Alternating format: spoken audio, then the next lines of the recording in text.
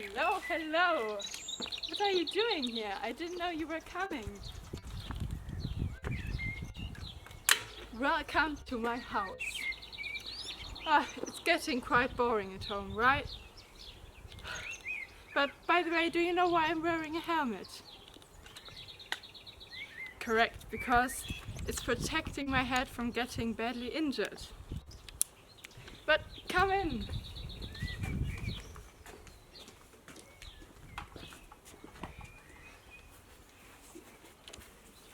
I want to show you something that's in my garden.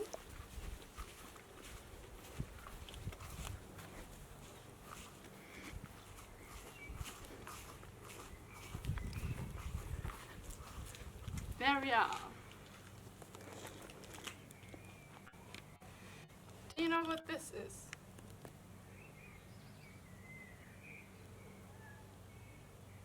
Right, correct, that's a sunflower. And I planted all of these about 1.5 weeks ago. And every morning when I'm coming downstairs to this garden, I'm watering them so they can keep growing. And something that's really important, that you don't forget to water these plants, because otherwise they will probably die. So another person who loves you and me just 1,000 times more than I love my plants here is God, and He wants to protect you and He cares for you a lot.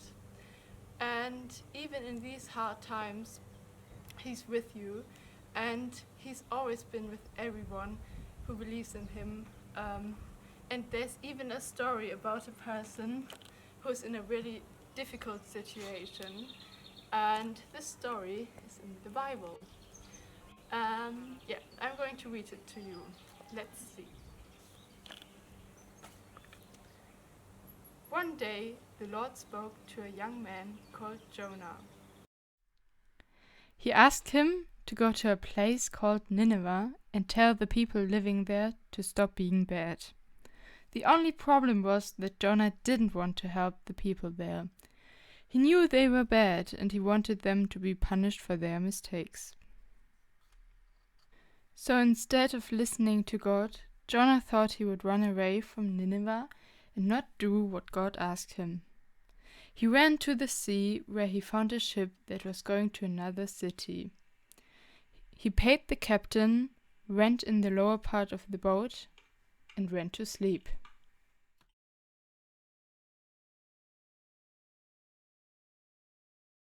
Shortly after the boat left the shore, a very bad storm came up and started tossing the boat around.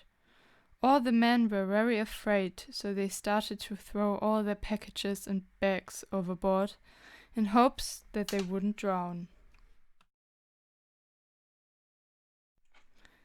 The captain soon went to find Jonah, who was still sound asleep in the boat. He said to Jonah, "How can you sleep? Get up and pray to your God. Maybe he can help us." The captain didn't realize that Jonah didn't just believe in any god, but the one true God, and that he could help them. Meanwhile, the other sailors decided that the storm was Jonah's fault. He must have done something wrong to make his God so angry. So they asked Jonah, "What have you done? What God do you believe in? What can we do to make the storm stop?" Jonah told them, "I believe in the Lord, the God of heaven, who made the sea and the land, and I'm running away from something God asked me to do. It is my fault this is happening. If you throw me into the sea, the storm will stop."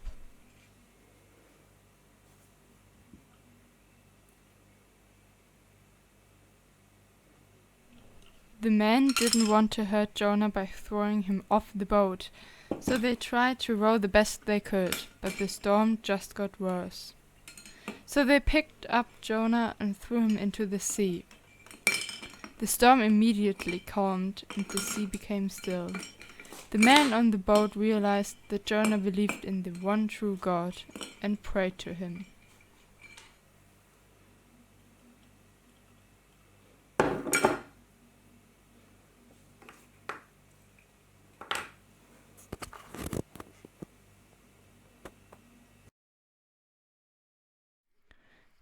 Then the captain and the crew looked out to sea as a huge fish came and swallowed up Jonah.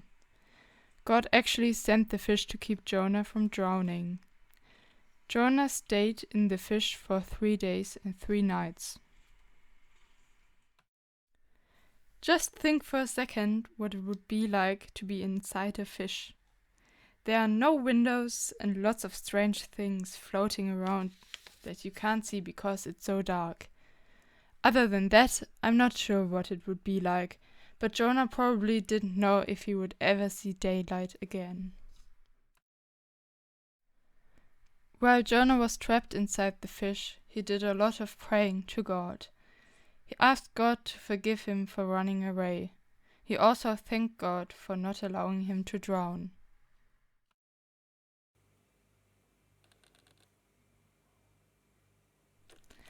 After the 3rd day, God told the fish to spit Jonah out onto dry land. And the fish did just that. Jonah was happy to be out of the dark belly of the fish, but boy did he need a shower. He was slimy and smelly.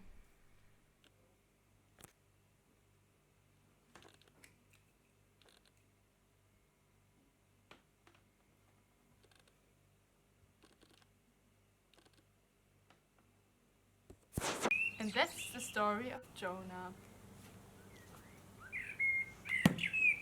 Now to keep you busy, we're going to do some crafts. But not here, but we're going upstairs. So come and join me. Welcome at my creative desk. In the story you've just heard, God helped Jonah get out of his bad situation. So today we want to make someone else's day also brighter. And the next time you're going on a walk, just pick up a few of those rocks. And we're going to paint them in bright colors, write something nice on it.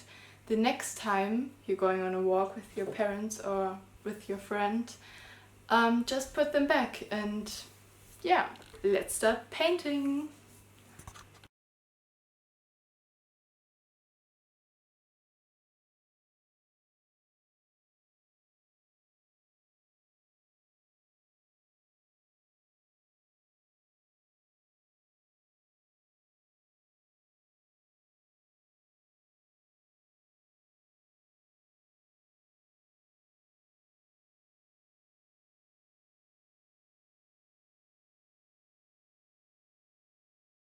Once you've got your final results, your rocks are ready to go outside and make other people happy. For our last part of our junior church today, I've written this little prayer on this rock for you, and I'm going to read it now. Dear God, thank you for inspiring people to be generous and kind.